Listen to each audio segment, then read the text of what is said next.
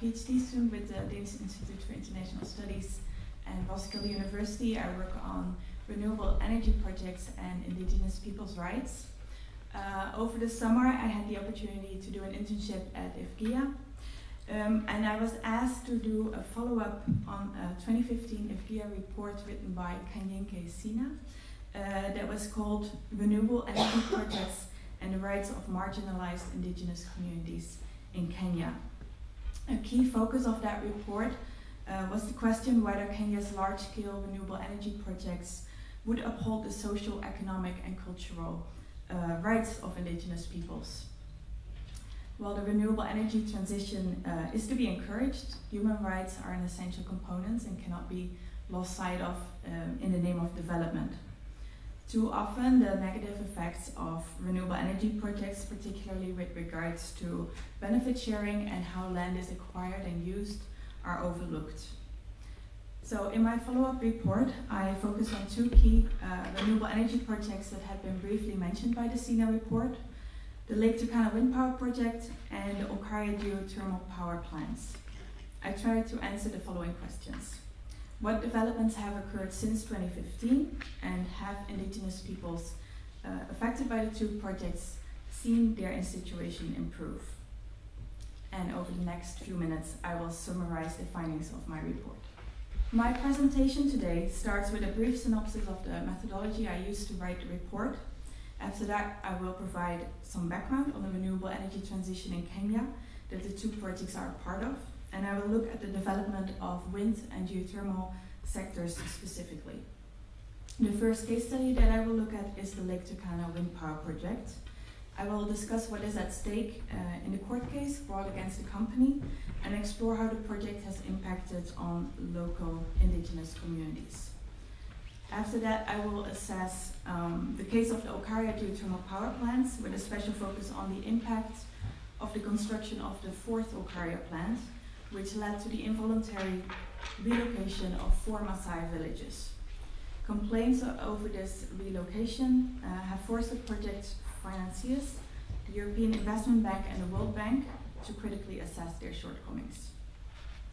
And then based on these cases, some recommendations can be made on how renewable energy projects can better implement indigenous people's rights throughout the project's lifespan. So the report was written after comprehensive literature review. I read scholarly works, but also newspaper articles and reports. On top of that, I conducted some in-depth, semi-structured interviews with IWGIA's partners who follow the developments in the two cases closely. The persons interviewed from the PDNK and PIDO, Impact and Friends of Lake Turkana all consented to being quoted in the report and were very generous in providing me with their time as well as responding to follow-up email communication. Due to time and budget constraints, it was not possible to actually visit the sites of the projects, so that could be a potential limitation of the study. So as the urgent issue of global climate change demands sustainable development solutions, investments in renewable energy projects are being promoted by international financial institutions like the World Bank, European Investment Bank, and the UNFCCC's Green Climate Fund. The transition from non-renewable extractives like fossil fuels towards renewables is well underway in Kenya, which generates 86% of its energy from renewables, including hydro, geothermal, wind, and solar. By 2020, President Kenyatta has stated he wants Kenya to generate 100% of its energy from renewable sources.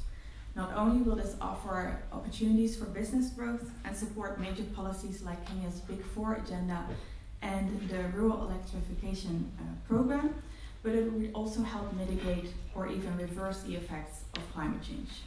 These effects are deeply felt in Kenya, which often has to endure long-term droughts.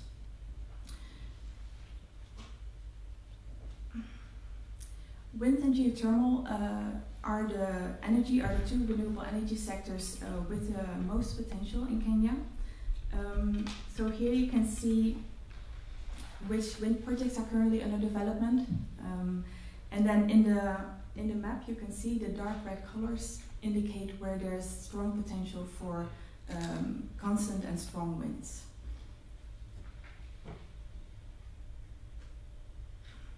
Then with regards to geothermal energy, Kenya is the largest producer of geothermal power in the African continent and has the potential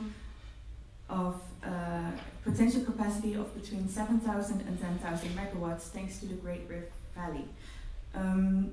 This is a volcanic trench that stretches over 3,200 kilometers.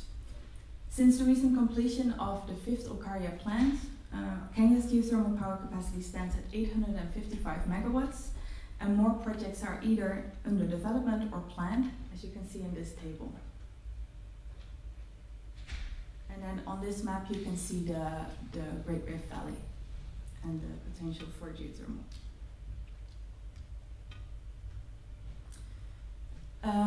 Although Kenya has several peoples who self-identify as indigenous, Kenya does not recognize the concept of indigeneity. The state has failed to sign on to the ILO Convention 169 and the UN Declaration on the Rights of Indigenous Peoples. These documents state that free, prior and informed consent, or FPIC, need to be obtained prior to the approval of any project that could affect indigenous peoples' territories and resources. Fortunately, Kenya is a signatory to other documents that may serve to protect indigenous peoples' rights, like the African Charter on the rights on human and people's rights. Indigenous peoples may also benefit from the 2016 passing of the Community Land Act, which, if implemented, may make it harder to dispossess indigenous peoples of their land.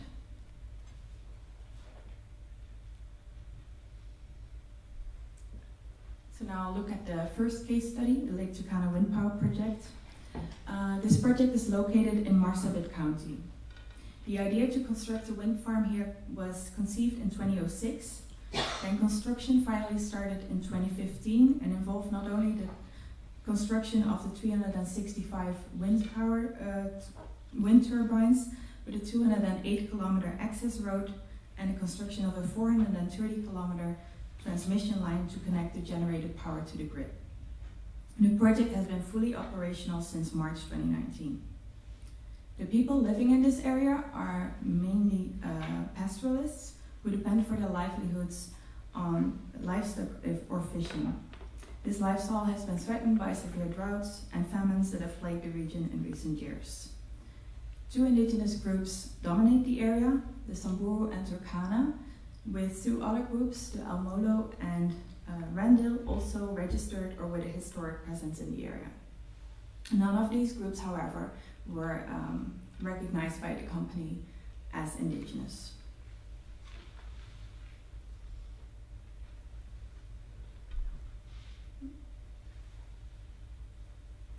Then in 2014, members of Marsabit County government contested the legality of the lease of 150,000 acres or 607 square kilometers of land to the company in 2009. Plaintiffs argue that the lease was approved without proper consultation and without compensation. They demand that compensation will be paid for the 40,000 acres used by the company and that the 110,000 acres not in use by the company will be returned to the community. The company, however, is trying to argue through documentation that it has followed due process in how it acquired the land. Only in January 2020 will the case be resumed. So this is ongoing. The impact of the Lake Turkana Wind Power Project on the local indigenous communities is mixed. The company has a CSR program carried out by its Winds of Change Foundation, which is contributing with health, education, water, and community projects. Nonetheless, perceptions among locals are mixed. They question who benefits from these CSR projects and from the limited employment still offered by the company. Such perceptions could potentially feed into existing inter-ethnic conflicts in the region. And then finally, the relocation of Sarima village has had devastating consequences. Not only did the company fail to foresee the growth of the town, due in part to outside workers coming in, but according to a 2016 report by Danwatch, these outsiders also introduced substance abuse and prostitution. These problems, as well as issues with sanitation, persist to this day, with the director of impact calling the town a slum. The fact that the inhabitants of Sarima receive limited compensation from the company is another grievance. So then to my second case study, the Oakridge geothermal power plants. They are located in the Oakridge ward in Nakuru County.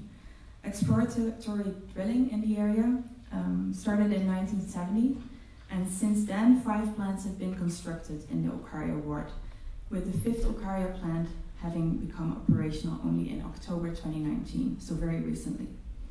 To enable construction of these plants, Maasai of various clans have repeatedly been forced to move over the years. And it is very unclear what the future will bring for them, as plans to construct the 6th and 7th Oakridge plant, as well as Akira 1, are in advanced stages. There are realistic chances that people belonging to the Maasai, Samburu, and also other groups will once again have to involuntarily resettle. It is also important to note that while geothermal power is considered clean energy, there are still health and environmental risks associated with this form of power generation.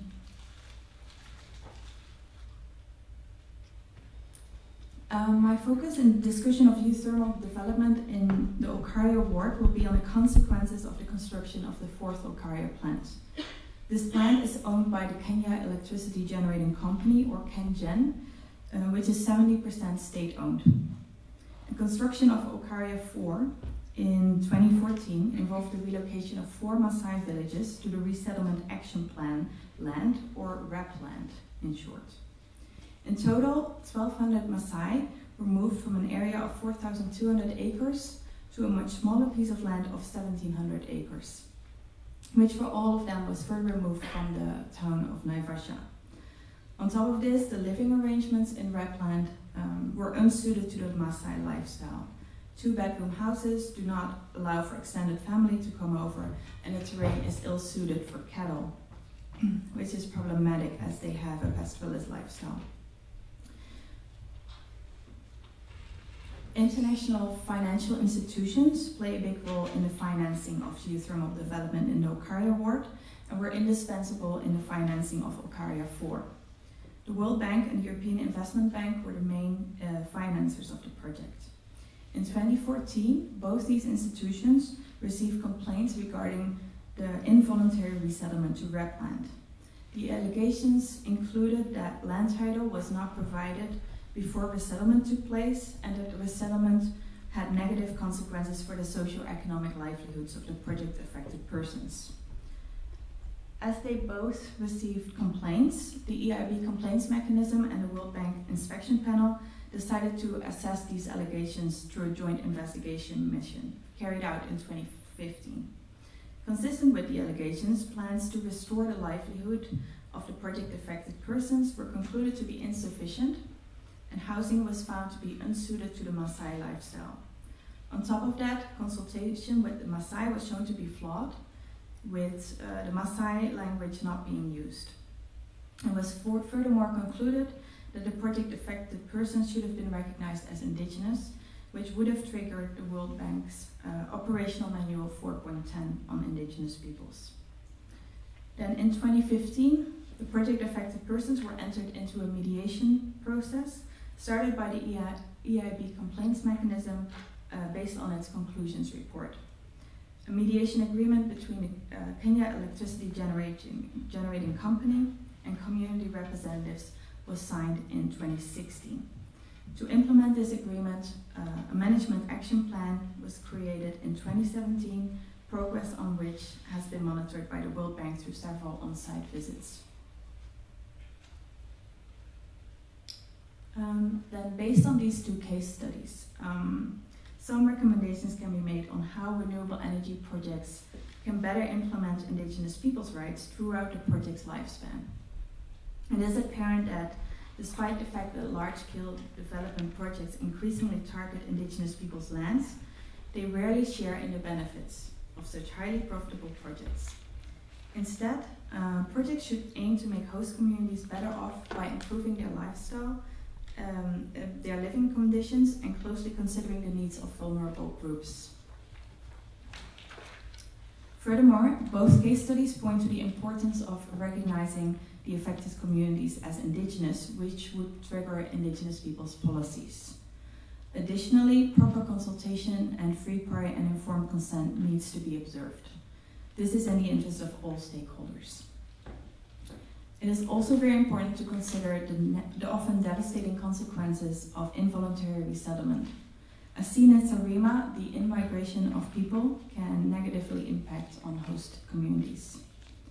Finally, negative impacts of renewable energy projects on indigenous peoples can be mitigated by having grievance mechanisms in place, better considering possible negative social and environmental impacts, making sure that people are fairly compensated, and avoiding resettlement wherever possible.